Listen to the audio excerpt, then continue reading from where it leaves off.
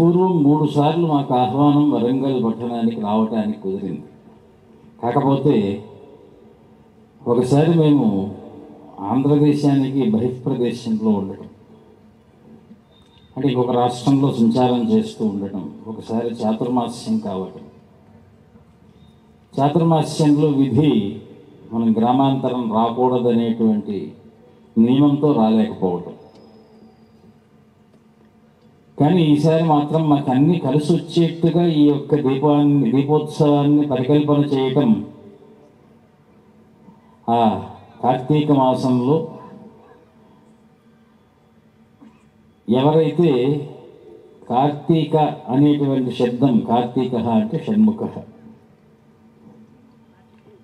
ఆ షణ్ముఖుడే ఈ యొక్క కార్యక్రమాన్ని సంకల్పం చేసి ఈ వేదికని ఇంత అద్భుతంగా, ఎలా ఉండాలి వేదిక అంటే ధర్మార్థ కామ మోక్షములకు నిలయమై, ధర్మార్థ కామ మోక్షములకు కూడా ఏది ఆలంబభూతమైనటువంటి ధర్మం ఉన్నదో ఆ ధర్మాన్ని భాషింపజేసేటువంటి వేదికగా ఉండాలి. ఇందాక ఒక మాట మనం అంటూ రావడానికి చాలా ఆనందించాం మేము ఒక్కసారి వినంగా. ఎందుకంటే దాదాపు మేము ఆశ్రమ స్వీకరణ చేసి 18 సంవత్సరాలు, పీఠాధిపత్యం తీసుకుని 9 సంవత్సరాలు. 9 సంవత్సరాలలో ఎప్పుడు రావాలన్నా కూడా ఏదో ఒక చిన్న అడ్డంకి వస్తూ ఉండేది. ఈసారి ఆ అడ్డంకి లేదు మాకు. కారణం ఏమిటి, ఎందుకు ఆనందించాము అంటే, మా పీఠం గురించి చెప్పాలి అంటే ఈ క్షేత్రం గురించి మనం చెప్పుకోవాలి. వరంగల్ అంటేనే పూర్వం ఓరుగల్లు పట్టణంలో శృంగేరికి పీఠాధిపతి అయినటువంటి విద్యారణ్య స్వామి వారి యొక్క జన్మస్థలం. ఈరోజు సనాతన ధర్మానికి మూలమైనటువంటి వేదోకిలో ధర్మ మూలమని చెప్పబడేటువంటి ఏ ధర్మానికి మూలంగా వేదము భాషిస్తున్నదో ఆ వేదానికి అర్థం రాసినటువంటి మూలక్షేత్రం ఈ యొక్క ఓరుగల్లు పట్టణం వరంగల్. స్వామివారి యొక్క తపఃఫలానికి అనేక సార్లు పురస్కరణ చేశారు వారు. గాయత్రి మహాలక్ష్మి మంత్రాన్ని అంటారు, గాయత్రి అంటారు, రకరకాలుగా ఒక్కొక్క గ్రంథం ఒక్కో రకంగా స్వామివారి యొక్క ఉపాసన వైభవాన్ని చెప్తూ ఉన్న మనకు మాత్రం గాయత్రి మహామంత్రానుష్ఠానాన్ని 24 సార్లు పురస్కరణ చేశారు అనేటువంటిది బహుశా ప్రాయశః మనకు వినిపిస్తున్నటువంటి మాట.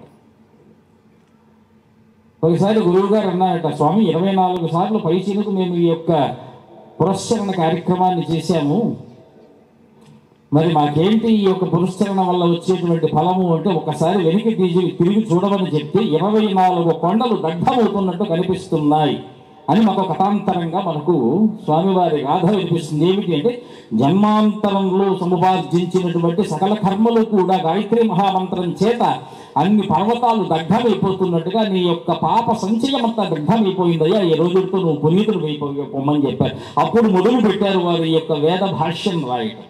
ఈ రోజు ఏదైనా వేదానికి అర్థం చెప్పగలిగినటువంటి ఒక ప్రామాణికమైనటువంటి గ్రంథం ఉన్నది అంటే అది విద్యారణ్యులు రాసినటువంటి విద్యారణ్య వైదిక అర్థ ప్రబోధకం తప్ప ఇంకొక వేరే మార్గమే మనకు లేదు. దానికి పూర్వం ఎవరు రాయలేదు, తదనంతరము ఎవరు కూడాను ఆ ప్రయత్నాలు చేయలేదు. ఎందుకు అంటే ఆ విద్యారణ్యుల వారి యొక్క వాక్యాలను అంటే వేదార్థాన్ని శుద్ధి చేసినటువంటి వారు సాక్షాత్తు వేదవ్యాసు. కాబట్టి ఇందులో ఎటువంటి అపశృతులు లేవు, అపాక్షరాలు లేవు, అపశబ్దాలు లేవు. కాబట్టి నువ్వు రాసినటువంటిది అది వాంగ్ముఖ సత్యమై ఉంటుంది. ఇది లోకంలో ఏకైకమైనటువంటి వేదార్థ భాష్యంగా అది కీర్తింపబడుతుంది అన్నటువంటి ఏ మహనీయుడైతే విద్యారణ్య స్వామి వారు ఉన్నారో వారి యొక్క స్వస్థలం ఈ వరంగల్ పట్టణం. అంటే ఏమిటి, జగద్గురు స్థానంగా మనం పిలుచుకునేటువంటి స్థానంలో ఏ మహనీయులు శంకర భగవత్పాదుల తర్వాత మరి అంతటి వారిగా మనం చెప్తున్నాము, ఆ స్థానానికి నిలయం ఈ యొక్క వరంగల్ పట్టణం. కొన్ని వారి ముందు కాస్త మనం ఆలోచించుకుందాం అనుకోండి. మన పుష్పగిరి పీఠం గురించి ఆలోచన చేస్తే కాకతీయ సామ్రాజ్యానికి ఏదైనా ఒక రాజధాని ఉన్నది అంటే అది దేన్ని మనం ఆలోచించాలి, వరంగల్ పట్టణాన్ని ఆలోచించాలి. మరి రాజ్యం ఉన్నది అంటే ఖచ్చితంగా రాజగురువులు ఉండే తీరాలిగా. ఎవరు వారు అంటే అప్పట్లో శైవ సంప్రదాయానికి సంబంధించినటువంటి అఘోర శివాచార్యుల వారు, మరి ఇంకా ఎన్నో చాలా పేర్లు ఉండేటివట. ఆనాటి శైవ సంప్రదాయ గురు సంప్రదాయంలో కాకతీయ సామ్రాజ్యం విరాజిల్లేట్టుగా చెప్తున్నారు. మరి ఆ గురు పరంపర ఎక్కడి నుంచి వచ్చింది అంటే మనకున్నటువంటి ఒక సేకరణ విషయంతో ఉన్నటువంటిది.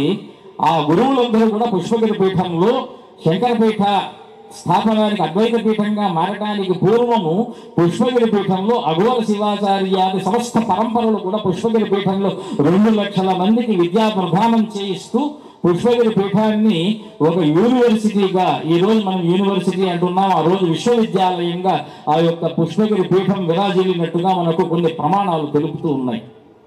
ఆ తర్వాత విద్యారణ్యుల వారు పీఠాన్ని అధిరోహించటం, శృంగేరి జగద్గురు దక్షిణాంనాయ పీఠాన్ని అధిరోహించటం, జైత్రయాత్ర చేయటం, అందులో శైవ సంప్రదాయాన్ని వారు అద్వైత సంప్రదాయంగా మారుస్తూ వారు కోరినటువంటి విధానంలో సర్వతంత్ర స్వతంత్ర పీఠంగా, ఎందుకంటే అనాదిగా పీఠ సంప్రదాయాన్ని మనకు అందిస్తూ వచ్చినట్టు శైవ పీఠం కనుక దీనికి సర్వతంత్ర స్వతంత్ర పీఠము అని మేము నామకరణం చేసి స్వేచ్ఛా స్వాతంత్ర్యాలతో ఆంధ్రపీఠంగా ప్రకటిస్తున్నామని సాక్షాత్తు విద్యారణ్యుల వారి యొక్క ముఖం నుంచి నిశ్చితమైనటువంటి వాక్యం.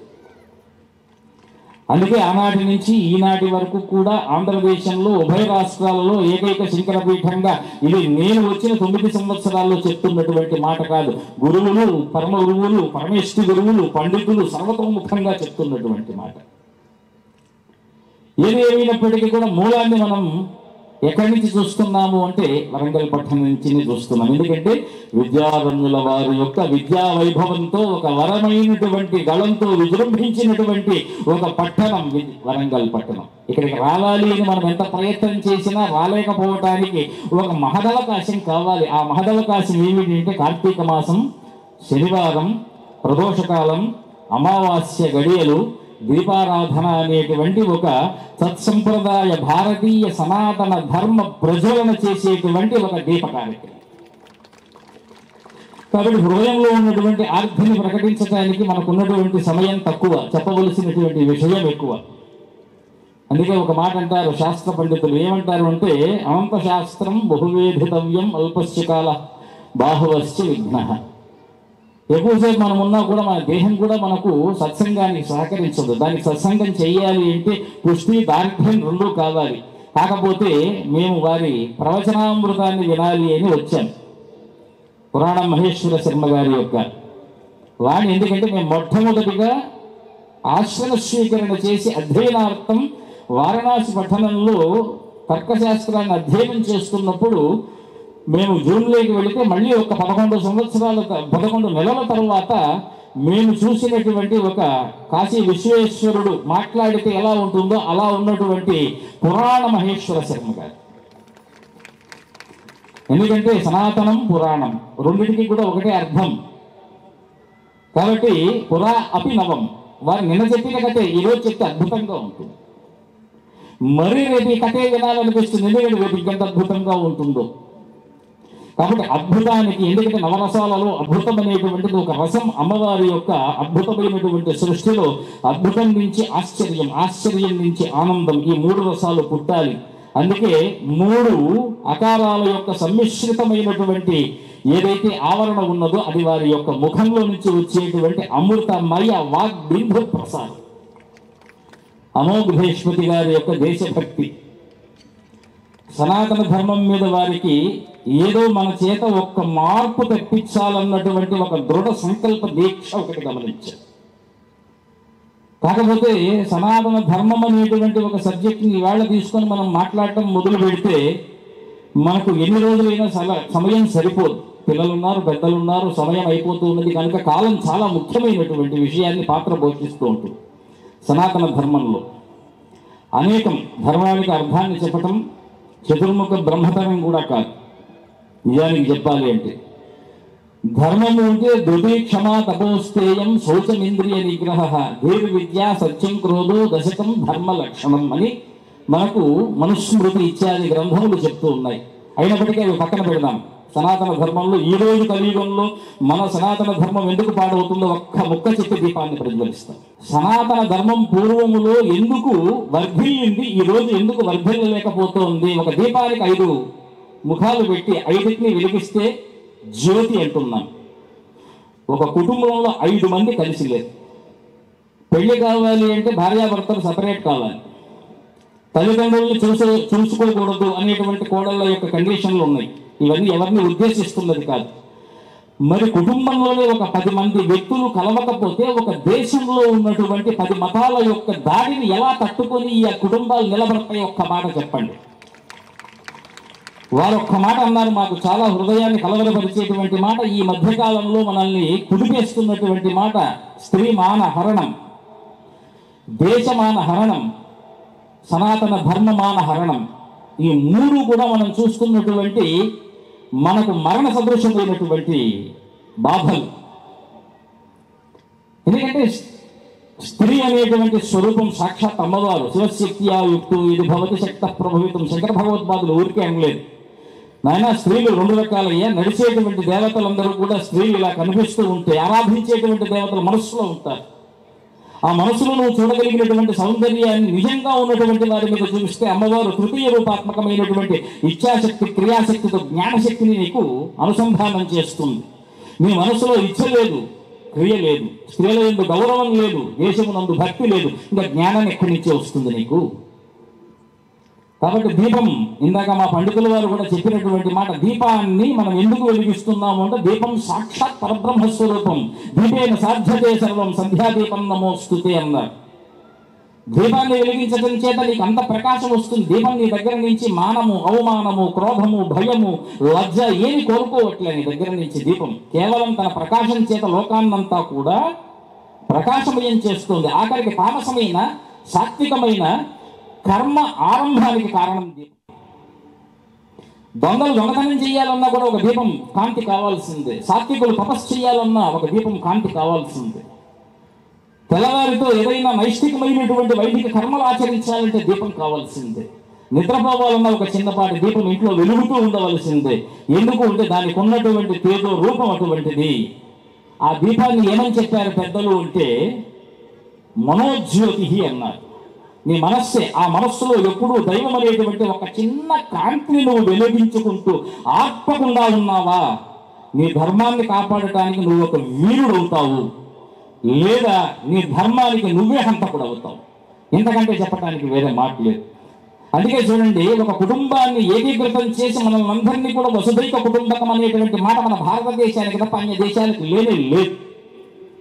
అందుకే ఒక పండగ పెట్టారు. పండగలో దీపారాధన అనేటువంటి ఒక చిన్నది ఈరోజు, ఎందుకంటే దాన్ని నా సందర్భం ప్రయోజిత అనేటువంటి శాస్త్ర వచనాన్ని మనం పట్టుకుంటే కనీసం దీపం పెట్టేటువంటి, పండగలు చేసుకునేటువంటి పబ్బ ఏదైనా ఆ విందుతో ఏదైనా ఒక సంఘటన చేత ఒక 10 మంది 10 చోట్ల కలుస్తూ ఉంటే ఒక ధర్మం అనేటువంటిది ఆ ధర్మం ద్వారా ఉద్ధరింపబడుతూ ఉంటే లోకంలో ఒక ధైర్యం ఏర్పడుతుంది. ఈరోజు ఇక్కడికి వచ్చారు ఇంతమంది, కుల, జాతి, మత భేదాది సమస్త మానసికమైనటువంటి వ్యాధులను వదిలేసి ఇక్కడికి వచ్చి మనం ఏం చేస్తున్నాం?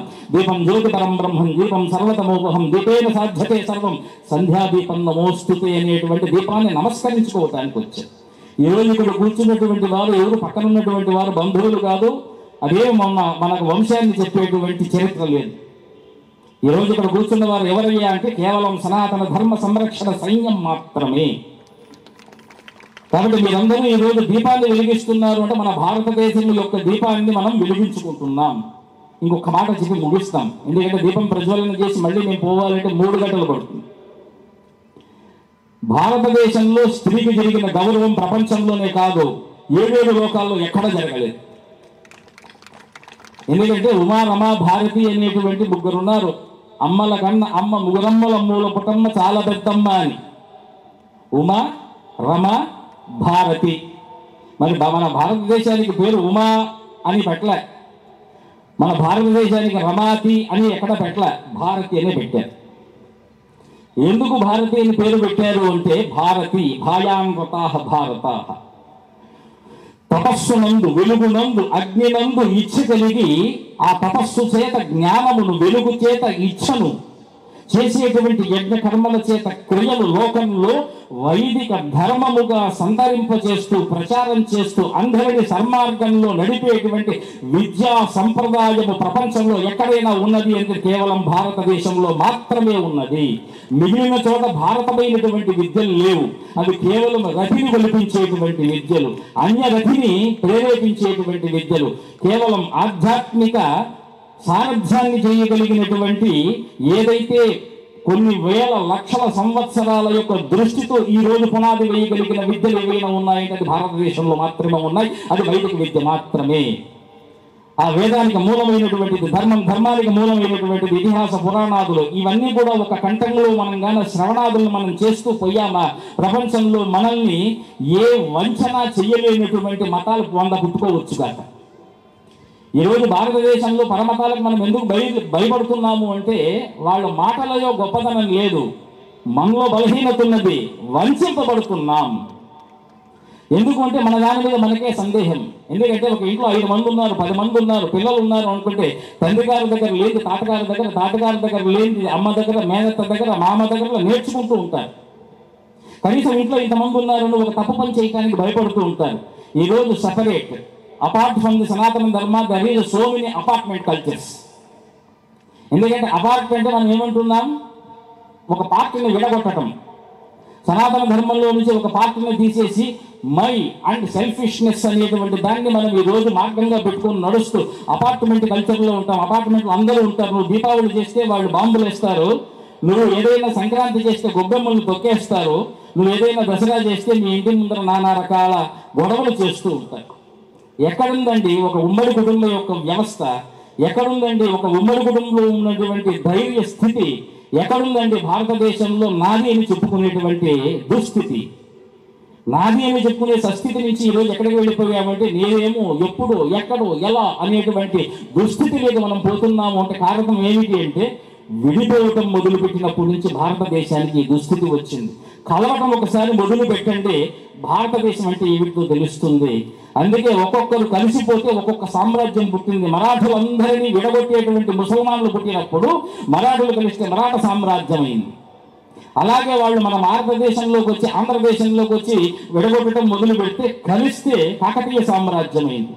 అలాగే కాకతీయ సామ్రాజ్యంలో నుంచి పుట్టినటువంటి ఇద్దరు విజయనగర సామ్రాజ్యాన్ని స్థాపన చేసి ఈ రోజు వరకు కూడా మనకు ధర్మాన్ని అందిస్తూ వచ్చారు. ఇలాగ మనం తెలుసుకుంటూ పోతూ ఉంటే, చెప్పుకుంటూ పోతూ ఉంటే రాత్రి అంతా మీరు కూర్చొని శ్రద్ధగా వింటూ ఉంటారు. చెప్పి నేను అలసిపోతూ ఉంటాను. కనుక నా అలుపుకు మీ విరామానికి చిన్న గ్యాపులు ఈరోజు ఇస్తూ మరల ధర్మ సంబంధమైనటువంటి ధర్మ ప్రచార విషయాలను మనం వినటానికి అవకాశాన్ని పద్మాక్షి అమ్మవారి యొక్క దేవస్థాన సన్నిధిలో రుద్రేశ్వరుడైనటువంటి 1000 స్తంభాల మధ్య ఉన్నటువంటి 1000 స్తంభాలు చూడండి. ఆయన ఏతే సహస్రమేతం పాశాం మృత్యో మర్త్యాయ హంతవే. మనిషిని చంపడానికి ఆయన దగ్గర 1000 పాశాలు ఉన్నాయి. కానీ ఒక్క పాశం ఉంది ఆయన దగ్గర, మనల్ని చంపలేని పాశం. ఏమిటది అంటే నమశివాయ. చెప్పండి అందరూ, నమశివాయ. ఊరికే మౌనంగా చేస్తే ఏం ఫలితం లేదు. దీపాలు వెలిగించిన ఫలితం లేదట. దీపాలనైనా సరే మంత్రానుసంధానంతో చేస్తే దాని ఫలితం ఎక్కువ. అందుకే పురోహితులు చూడండి, మంత్రాన్ని చెప్పాలన్నా అక్కడ ఒక దేవతలు గౌరవించేటువంటి ఒక మంత్రార్థాన్ని అక్కడ చెప్తూ సంధానం చేస్తారు. మనం కూడా ఇంట్లో దీపాలు పెట్టాలి, పిల్లల చేత పెట్టించాలి, పెద్దలు పెట్టున్నప్పుడు చూస్తూ ఉండాలి. ఏం చేయాలి, ఏది రాకపోలేదు, ఓం నమో నారాయణాయ, ఓం నమ శివాయ, ఏదో ఒక మంత్రం చేత ఆ దీపాన్ని మనం వెలిగిస్తూ ఉండాలి. నేను వెలిగించేంతసేపు మీరు చెప్తూ ఉండాలి. దేవాలయంలో చూడండి, ఒక అర్చకుడు పూజ చేస్తాడు, ఎవరిని లోపలికి రానివ్వరు అంటే వాడి కర్మ పూజ చేస్తున్నాడు, మీ అదృష్టం మంత్రాన్ని చెప్తున్నారు. ఏమిటది? ఓం నమ శివాయ. కాబట్టి చెప్పే నోరు గొప్పదా, చేసే చెయ్యి గొప్పదా అంటే చెప్పేవాడు ఉండేంత వరకు చేసేవాడికి పని లేదు. ఎప్పుడు చెప్పేవాడు బలవంతుడు అవుతాడో చేసేవాడు క్రమశిక్షణతో పెడతాడు. కాబట్టి చెప్పేవాళ్ళు బాగుండాలి, చేసేటువంటి వాళ్ళు ఆచరణలో పెట్టిన తర్వాత ఫలితాన్ని సాధించుకుని ముందుకు వెళ్ళాలి తప్ప మన దగ్గర ఉన్నటువంటి దౌర్భాగ్యంలో ఏమిటి అంటే చెప్పడానికి ముందే క్వశ్చన్స్ వేస్తాం. ఫర్ ఎవరీ యాక్టివిటీ మనం దాంట్లో గురువు చెప్పినటువంటి దానికి ఏదైనా ఉందని ప్రిన్సిపల్స్ ఉన్నాయంటే for every principles only action is the answer, not questioning. కాబట్టి ముందు మీరు మన సనాతన ధర్మంలో లోపాలని వెతకడానికంటే కూడా సనాతన ధర్మాన్ని ఆచరించి ఆచరించినటువంటి దాంట్లో మీకు వచ్చినటువంటి క్వశ్చన్స్ని ఏ ఒక్క వాక్యము ఫుల్ఫిల్ చేయలేదు. మీ యొక్క సాధనలో నుంచి మీకు వచ్చినటువంటి జ్ఞానం మాత్రమే ఫుల్ఫిల్ చేయగలుగుతుంది. అందుకే అమ్మవారిని 3 రూపాలు, ఇచ్ఛాశక్తి, క్రియాశక్తి, జ్ఞానశక్తి. మీకు question ఇచ్చబుట్టిందా, then follow that rule. After that you will gain knowledge. Until that, no mouth is there to solve your problem in this Sanatana Dharma. Har Namah Parvati Pataye. Om Namah Shivaya. Om Namah Shivaya. భయం కలిగినప్పుడు సనాతన ధర్మంలో ఒక పదాన్ని ఇచ్చాడు పరమాత్మ, ఓం నమః శివాయ, ఉపాసన పదం. అదే ఒక్కసారి హృదయంలో భయం కలిగి ఎవరేం చేస్తున్నారో ఏమవుతుందో అనేటువంటి పదాన్ని పక్కన పెట్టి ఒక్కసారి కళ్ళు మూసుకొని హర నమః పార్వతీ పతయే అనండి. మీ హృదయంలో నుంచి ఆపాదాలన వస్తలాంత భవన బ్రహ్మాండమావిష్కృజ్యోతిస్ఫాటికలింగమౌలికల సత్పూర్ణేందు. ఆయన కేవలం బ్రహ్మ యొక్క గర్వాన్ని భంగపరచడానికి పాతాలాది ఆకాశాంతం నభోస్థల పర్యంతం వ్యాపించినటువంటి ఆయన మీ హృదయంలో వ్యాపించలేడా చెప్పండి? దట్ ఈస్ కాల్డ్ సనాతన ధర్మ. వారిని ఉపాసన, మీరు ఎప్పుడు ఉపాసనలో ఉన్నారో వీళ్ళకి దక్షిణామూర్తి అన్నారు. అందుకే కామ్గా ఉండాలి మఠంలో ఉన్నప్పుడు. వెన్ యు ఆర్ డూయింగ్ కర్మ వీళ్ళకి విష్ణు అన్నారు. మనం చూస్తూ ఉండాలి ఎక్కడ ఏమైనా తప్పులు జరుగుతుందో. రెండవది, when you are in giving discourse to peoples, నువ్వు ఎప్పుడైతే పీపుల్స్కు ఒక సందేశాన్ని ఇవ్వడానికి ఉన్నావో బీ లైక్ రుద్ర అన్నారు. ఎలా ఉండాలి అంటే ఆ రుద్రుడు ఎలాగైతే ఎదుటి వారి యొక్క హృదయంలో ఉన్నటువంటి భయాన్ని మరణంగా మార్చి జన్మానికి మధ్యన ఒక లంక పెట్టి భయం అనేటువంటి దాన్ని తీసేస్తున్నాడు. గురువుల వాక్యం ఈరోజు ఏ గురువులైనా సరే చెప్పేటువంటి వాక్యంలో ఒకటే మనకు కనిపిస్తుంది.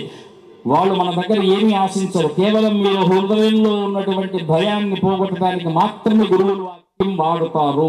అది మీరు తెలుసుకుంటే లోకం సర్వం గురుమయం, లేదు అంటే లోకం సర్వం భయమయం. అయ్యా స్వస్తి.